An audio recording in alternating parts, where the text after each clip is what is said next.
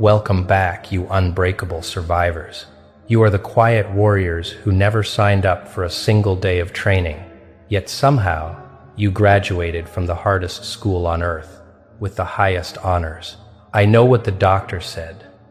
The one with the fancy degrees, the government badge, and the cold eyes that have seen soldiers from wars that don't even have names on a map. They looked at you. They watched how you moved. They measured how you reacted to things that would make a professional fighter shake. And then they said it. It's a sentence that probably didn't even sink in at first. They told you that you handle pain just like a highly trained commando. Let that sit in your heart for a minute. It isn't just about the words they used. It's about the heavy truth hidden underneath them. They meant it as a simple fact, maybe even a weird compliment. But what they couldn't say, what they were too afraid to admit, is that real soldiers choose that path. They get taught how to do it. They get a team. They get a plan. They get doctors and help before and after the fight. They know someone is coming to save them. You didn't get any of that. You didn't get a manual to read or a partner to watch your back. You didn't get a way out.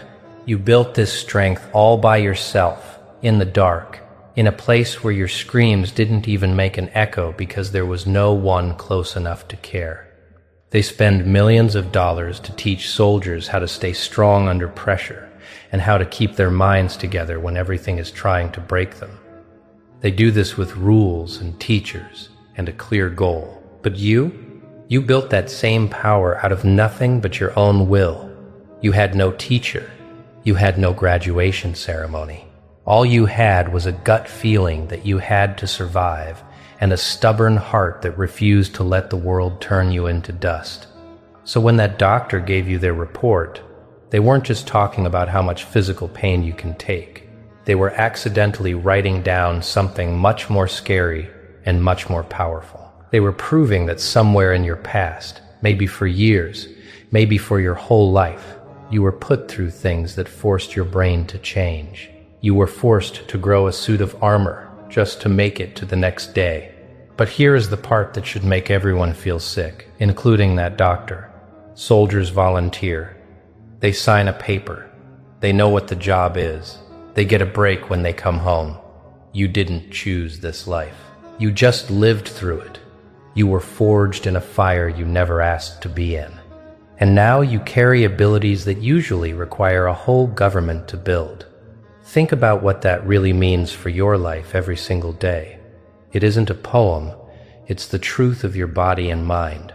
Elite soldiers learn how to lock their trauma in a box. They learn how to keep working while they are bleeding. They learn how to stop their heart from racing when the world is ending. They spend decades practicing these tricks. You learned them because a random Tuesday felt like a war zone. You learned them because your childhood was a field of hidden bombs. You learned them because the people who were supposed to keep you safe became the biggest threat to your life. You learned these skills because you had to. The doctors saw the result of all that pain. They saw the way you stay calm. They saw the way you don't panic. They saw how you can sit there and talk about things that would make a normal person cry or run away. What they didn't see, and what they can never see from their safe office, is the long process that made you this way. They didn't see the thousands of moments where you weren't allowed to break. The moments where you either had to change or disappear forever. And this is where it gets really interesting. If you handle pain like a soldier, what else did you learn? If your brain was reshaped by fear, what other powers did you grow that the doctor didn't have a test for? Pain isn't just one thing, it is part of a whole set of survival tools. And if you hit the pro level in pain without any help, what about your other senses? Your mind is always scanning the room, isn't it? You see the tiny look in someone's eye. You see the exit door before you even sit down. You see trouble coming before it even knows it's there. Your heart probably stays quiet and cold in a way that makes you seem numb to people who have never had to hide a bleeding wound behind a smile. Your brain is a supercomputer for patterns because your life depended on knowing what was coming next. You had to see 3 steps ahead just to stay alive while everyone else was still on step 1. Nobody asks where a soldier comes from. They just see the uniform and the gun. But you break that story. You arrived at the same place through a path that shouldn't even exist. You went through a training program written by chaos and delivered by people who didn't care if you lived or died. Let's look at that training ground for a second. The one nobody talks about. The one with no official records. Your training was living in a world where normal was a lie. It was an environment where you never knew which version of reality you would wake up to. It was a place where love and hurt had the same face. Soldiers practice in fake chaos so they are ready for the real thing, but their chaos has an off switch. Yours didn't. Yours was a 24-hour job of guessing how to stay safe. While other kids were learning how to play and make friends, you were learning how to exist in a state of high alert without anyone noticing. You were learning how to look fine while your whole nervous system was screaming danger. The physical pain tolerance that the doctor measured, that's just the part that shows up on a piece of paper. But what about the emotional weight? What about the strength it took to keep your soul alive when you had every reason to quit? Soldiers face hard times knowing there is an end date. They know their country will help them, or at least remember them. You faced your hard times with no promise that it would ever stop. You had to think that this might just be life forever. You didn't stay strong because of some breathing trick. You stayed strong because a small, stubborn piece of you refused to let the world win. And here is what really scares people when they meet you now. You can't fake this level of strength. You can't read a book and get this kind of power. People try to act tough, but you can see the truth. You know the difference between someone who chose their scars and someone who woke up bleeding. This tolerance isn't a tool you can just put in a drawer. It's woven into who you are. It's part of your brain now. That means you react to pressure differently than safe people. When a crisis hits and everyone else is running in circles, you get very quiet. You get very fast. You aren't trying to be a hero. It's just that you know this place. You know the smell of an emergency. You know exactly how to walk through the fire because you've lived there. The doctor who made that note about you thought they were being nice. They thought they were validating your strength. But they missed the big question. The one that should keep them awake at night. The question isn't whether you are strong. The question is, what happened to you that made you have to be this strong?